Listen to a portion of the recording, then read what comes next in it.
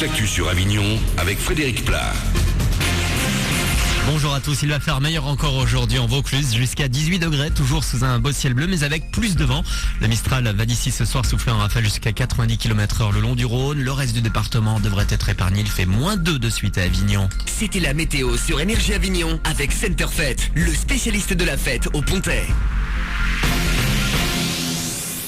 Et on commence avec du sport et la Ligue des champions de foot. Très bon résultat de l'OM hier en match aller des 8e de finale. Victoire 1-0 des Marseillais face à l'Inter Milan au Vélodrome sur un but de André Ayew dans les arrêts de jeu. On écoute Didier Deschamps. Ça permet à mes joueurs de progresser, d'accumuler de l'expérience. Mais face à une telle équipe, de toute façon, avec la qualité des joueurs qu'il y a, forcément, il faut lutter avec d'autres armes. Parce que l'expérience, la gestion, ils savent mieux faire que nous. Donc c'est dans la détermination et l'aspect mental est très important, y croire jusqu'au bout. Je leur dis, je leur répète et je le répéterai encore. Et ils en ont l'illustration parfaite sur cette fin de match. Et le match retour, c'est pour dans 3 semaines en Italie. L'actu part chez nous aujourd'hui, c'est la visite de Frédéric Mitterrand. Le ministre de la Culture et de la Communication vient à Avignon pour présenter le projet de la fabrique. Ça fait quelques années maintenant que l'on parle de cette salle de répétition du festival. Elle devrait voir le jour en juin 2013 en lieu et place du collège Gira.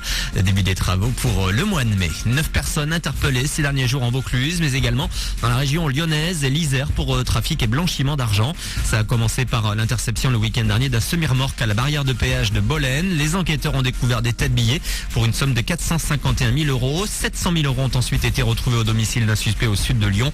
Tout cet argent proviendrait de trafic de stupéfiants et ou évasion fiscale. La deuxième édition de Ciné-Concert, c'est ce soir à Avignon. Le but, faire découvrir le patrimoine musical et cinématographique à travers de nouvelles expériences aux plus jeunes.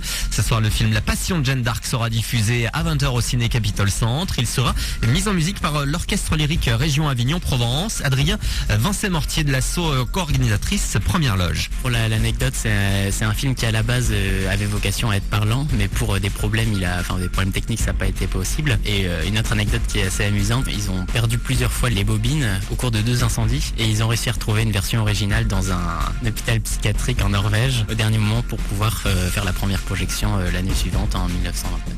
Et ciné-concert donc avec la projection de La Passion de Jeanne d'Arc, c'est ce soir 20h au Capitole Centre-Ville d'Avignon.